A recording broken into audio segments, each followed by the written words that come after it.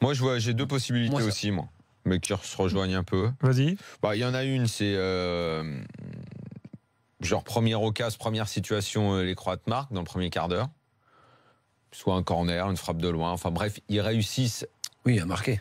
Sauf que dans ton scénario, il faut qu'ils tiennent derrière pendant une heure et quart. Ça met la France dans un plan B qui est de soit il faut qu'on mette de la folie comme il avait fait contre l'Argentine, mais bon, est-ce qu'ils peuvent le refaire? En plus avec des buts assez extraordinaires et avec une défense qui est quand même 2 fois plus forte que ce qu'était l'Argentine.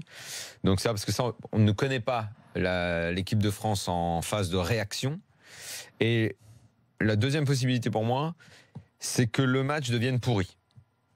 Et dans ces cas, ça ressemblerait un peu à ce qui a fait en finale il y a 2 ans. Là, tout le monde sur l'arbitre. Non, les Croates qui se disent, bah, ils veulent pas venir, on va pas venir non plus. Et en gros, on va rester très prudent. Comme, tu sais, tu as eu des finales comme ça. Je sais pas, la Coupe du Monde 94, c'est un peu une finale comme ça. Les Brésiliens sortent pas, les Italiens encore moins, et c'est allé jusqu'au péno comme ça. Et à l'Euro 2016, ça s'est joué de cette façon-là. On allait direct au péno. Hein.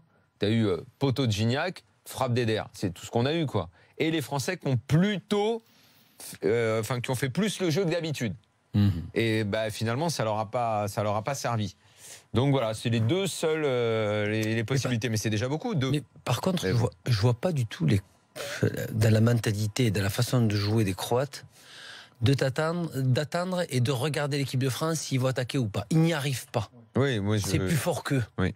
Dans la façon dont ils jouent, s'ils ont... Je pense qu'ils vont aller au bout de leur logique, c'est-à-dire à essayer de jouer. Ils continueront. S'ils ont dans l'accélération d'un triangle technique, ils vont profiter de la passe et du dribble de Perisic, de Rebic, de Rakitic et Modric qui s'incorporent dès qu'ils sont plus hauts pour essayer de finir l'action. Ça, ils le feront.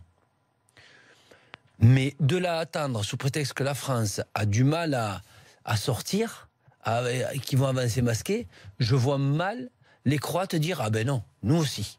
Non, de toute façon, ils ne savent pas le faire. Et sincèrement, quand tu vois l'axe central croate, si moi je suis les Français, mais alors, j'y vais directement et dès le début du match. Hein, parce que je peux te dire que l'axe croate, c'est très faible.